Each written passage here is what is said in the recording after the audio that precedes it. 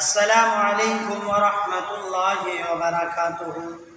আল্লাহর নবী সাল্লাল্লাহু আলাইহি ওয়াসাল্লাম একদিন হযরত আকবর সিদ্দিক রাদিয়াল্লাহু তাআলা আনহুকে ডাকলেন। ডাকার পরে বললেন, আবু বকর, মক্কার অবস্থা কোন বড় খারাপ। আল্লাহর নির্দেশ হয়তো আমাকে মক্কা ত্যাগ করে দিয়ে মদিনায় হিজরতের জন্য পাড়ি দিতে হতে পারে। সেই দিন কি তুমি আমার সঙ্গে থাকবে? আকবর সিদ্দিক রাদিয়াল্লাহু তাআলা আনহু বলেন, ইয়া রাসূলুল্লাহ, ইয়া হাবিবাল্লাহ, যেই দিন থেকে আপনার উপরে আমি ঈমান এনেছি সেই দিন থেকে আপনার সঙ্গে আমি থাকতে চাই। মক্কায় সুখের সময় আপনার সঙ্গে ছিলাম, দুঃখের সময় আপনার সঙ্গে থাকবো না, এটা কি করে হয়? আল্লাহর নবী বললেন, আবু বকর, তুমি এখন চলে যাও। আমি যখন তোমাকে প্রয়োজন মনে করব তখন তোমারে আমি ডাক দিব।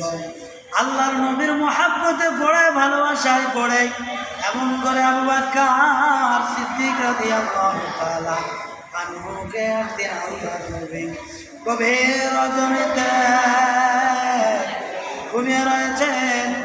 আল্লাহ পাকের ফেরেশতা সাইয়্যিদনা জিবরাইল আলাইহিস সালাতু ওয়াস সালাম সে ডাকলেন, ইয়া রাসূলুল্লাহ, ইয়া হাবিবাল্লাহ, আপনি আর ঘুমিয়ে থাকবেন না, তাড়াতাড়ি উঠে পড়ুন।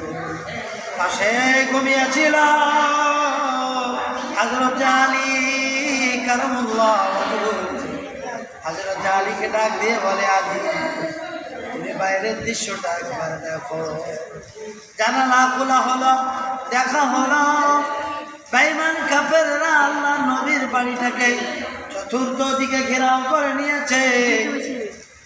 হযরত আলী কারামুল্লাহ ওয়াজহু বলেন, ইয়া রাসূলুল্লাহ, ইয়া হাবিবাল্লাহ, ইয়া হুজুর গো, বাইরের দৃশ্যটা কোন খারাপ।